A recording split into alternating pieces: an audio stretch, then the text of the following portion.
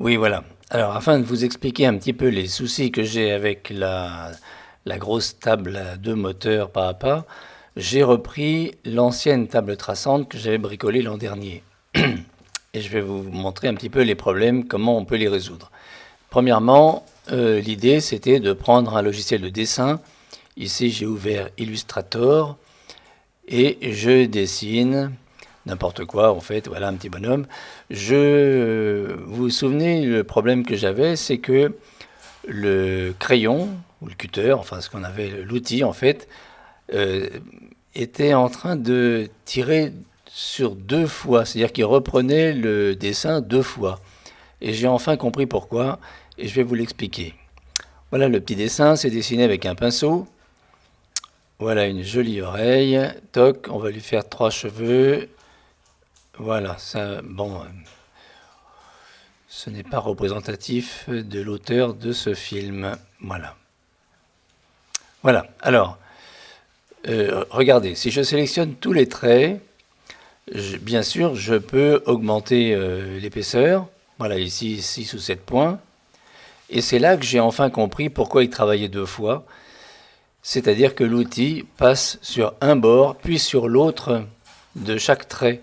C'est pour ça que si on prend un trait très fin, en fait, les deux traits sont pratiquement l'un sur l'autre, ce qui n'était pas le cas ici. Voilà, j'appelle ce dessin à la tête. Je l'enregistre en SVG. Voilà. Toc, je m'aperçois qu'il est vectorisé d'office, tout va bien. Le dossier, je peux fermer ce logiciel Illustrator. On aurait pu faire ça avec du Photoshop ou avec n'importe quel autre logiciel de dessin. Voilà, le dessin est ici en SVG, il s'appelle tête. Et maintenant, je vais chercher le fameux logiciel qui me fabrique du G-code. Alors, j'ai ici une surface blanche et j'importe le dessin que je viens de dessiner. Alors, il s'appelle tête, le voici, toc. Voilà, notre dessin arrive. Et en fait, bon, il faut sélectionner tous les objets puisque chaque trait est un objet séparé. Voilà, toc. Et puis ensuite, il faudra choisir le genre de gravure que l'on veut. Alors, pour l'instant, j'attends l'aide de Jean-Claude pour pouvoir m'expliquer tout ça. Il y a différents outils de gravure. Voilà, c'est ici qu'on choisit tout ça. La profondeur, etc. Bon, tout ça, je mets ça un petit peu au hasard. Pour l'instant, c'est du pifomètre. Et je fabrique le G-code. Et à ce moment-là, je m'aperçois que tous les traits noirs du dessin sont entourés d'un filet jaune. Et en fait, le filet jaune, ben ça va être le tracé de l'outil. Voilà, on enregistre le G-code sur le Mac et voilà, c'est fini. Je peux ranger ce deuxième logiciel. Je prends maintenant voilà, ce truc-là que je viens de fabriquer. Voilà, en G-code. Et puis on va ouvrir le troisième logiciel, qui est cette fois le logiciel qui va envoyer le G-code à la machine. Voilà, alors j'en ai trouvé plusieurs. Celui-là me semble pas mal. Voilà. Donc on a une surface encore, une surface d'outil, en 3D, X, Y, Z. Voilà, on voit pas tout. Je suis en train de filmer l'écran avec mon appareil photo, donc c'est pas non plus génial. On a ici en bas, en bleu, un certain nombre de renseignements sur la position de l'outil en X, en Y et en Z. Pour l'instant, c'est 0. Voilà. Et on voit l'outil qui va se déplacer sur la surface de travail et qui va commencer à dessiner le dessin. Alors, voilà, j'ai pas compris par contre pourquoi il me donne ce format-là de 111 19 sur je sais pas combien.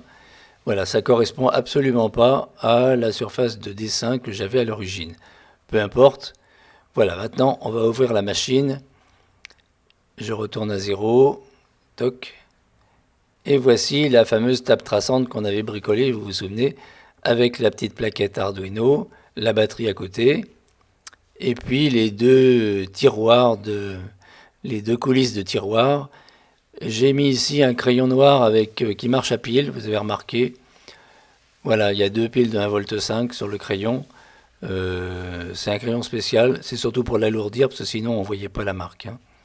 Voilà. Et puis ce fameux crayon commence à dessiner gentiment toutes les formes avec une énorme précision. Et là, ça me fascine toujours autant de voir cet outil qui dessine.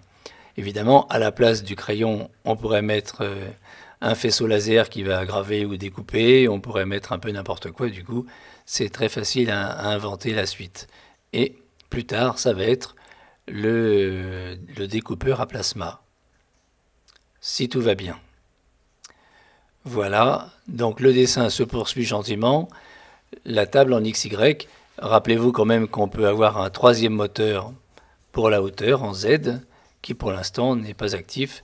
C'est pour ça qu'il y a des traits en travers qui représentent le déplacement de l'outil hors gravure. Voici. Bon, on arrive bientôt à la fin du dessin, je ne voudrais pas vous casser les pieds avec tout ça. L'idée, c'est de vous montrer quand même que c'est extrêmement précis et c'est très joli. Voilà.